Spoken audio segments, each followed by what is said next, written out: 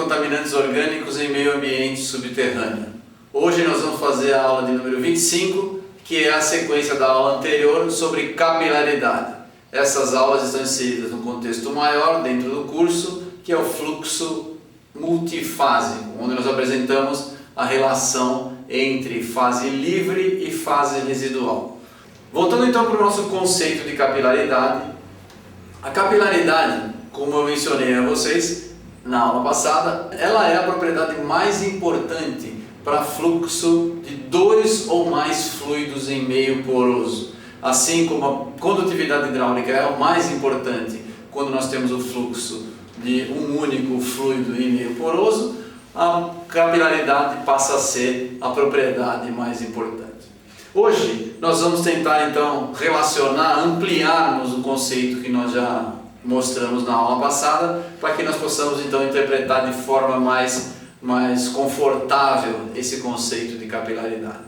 Se vocês observarem nessa nossa figura, nós temos aqui um balão de festa infantil, né? Um balão de festa infantil. Esse balão de festa infantil foi soprado para que ele enchesse. Nós damos um nó, todo mundo já deve ter passado por essa experiência, se não, por favor, façam.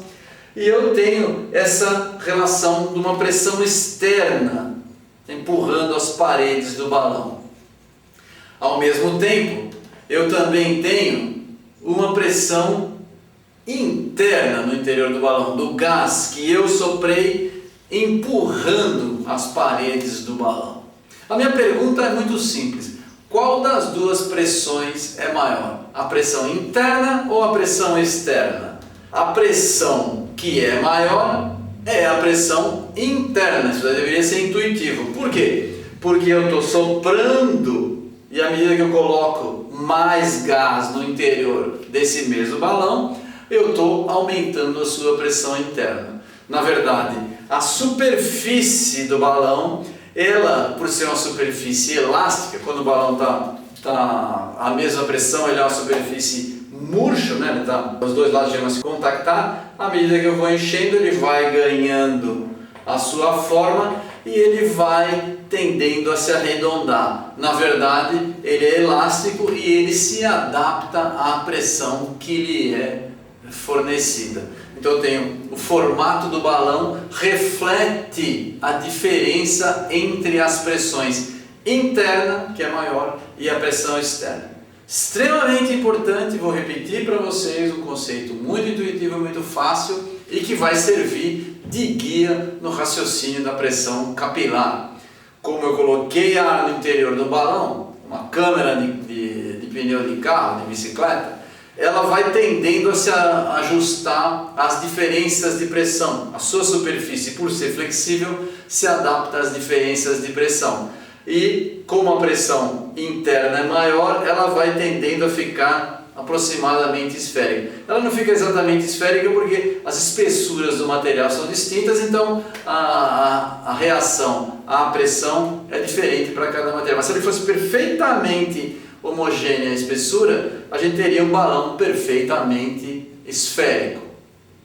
Com isso, então, eu quero que vocês raciocinem que sempre que eu tiver diferenças de pressão em materiais que se amoldam às diferenças de pressão, eu vou ter esse formato arredondado, o menisco que nós aprendemos na aula anterior. Então, quando eu tenho um líquido e eu tenho a formação do menisco, o menisco só existe porque está tendo um ajuste do fluido, que ele é, na verdade, flexível, a forma do fluido se adapta à pressão, se adapta ao frasco e à pressão que ela está recebendo. Então, o menisco é resultado de diferenças de pressão. Ora, se eu entendo a diferença de pressão gerando o formato do balão, eu tenho que admitir também que existe uma diferença de pressão quando eu tenho um menisco separando dois fluidos.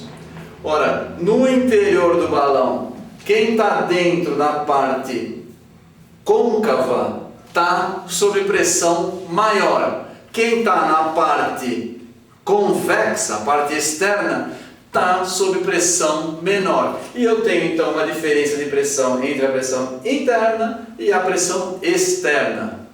E isso é o que gera a diferença de pressão. A mesma coisa, então, quando eu olhar no meu menisco, naquele nosso tubinho capilar, o que eu vou ter? Eu vou ter um fluido que se adaptou a uma diferença de pressão. Aqui, no caso, ar, água que nós mostramos, o ar ele está na parte côncava, então ele está sob pressão maior, e a água está na parte convexa, ela tem pressão maior. A diferença de pressão que é chamada pressão capilar.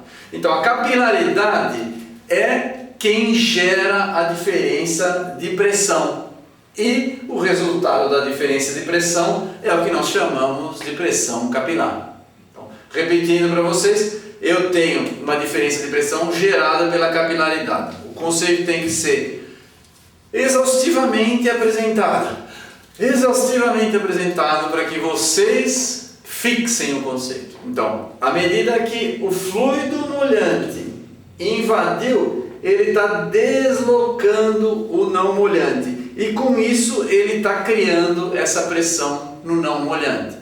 À medida, de novo, que o fluido molhante tende a invadir, porque ele tem a molhabilidade, ele quer cobrir a superfície do material, ele desloca o não molhante, gerando uma pressão maior nele, e o resultado disso, essa diferença de pressão, é o que nós chamamos de pressão capilar. Todos sabemos, e nós vamos ver isso, que a capilaridade acontece para tubos ou poros ou espaços de dimensões muito pequenas. Então, quanto menor a dimensão, nós também vamos ter um resultado na pressão capilar. Então, nós podemos ver aqui a chamada equação de Young. O Young fez o quê? Vários trabalhos experimentais onde ele conseguiu determinar a relação entre a pressão capilar, a dimensão do tubo que ele estava trabalhando e a tensão interfacial. Então, nós relacionamos molhabilidade, tensão interfacial e dimensão do tubo para que se possa, então, determinar a pressão capilar. Essa é a equação do Young. Nesse caso aqui, nós temos pressão capilar, tensão interfacial, ângulo de contato e o raio do tubo em questão. Lembra que o ângulo de contato é quem define a molhabilidade. Então nós temos as propriedades tensão interfacial, molhabilidade e o raio do tubo para definir a pressão capilar. Com essa equação, que é uma equação extremamente simples, nós podemos ver que quanto maior a tensão interfacial, que está no numerador, maior a pressão capilar. Quanto menor o raio do tubo, maior a pressão capilar. Se o raio do tubo tende a zero, muito pequeno, a pressão capilar vai tendendo ao infinito.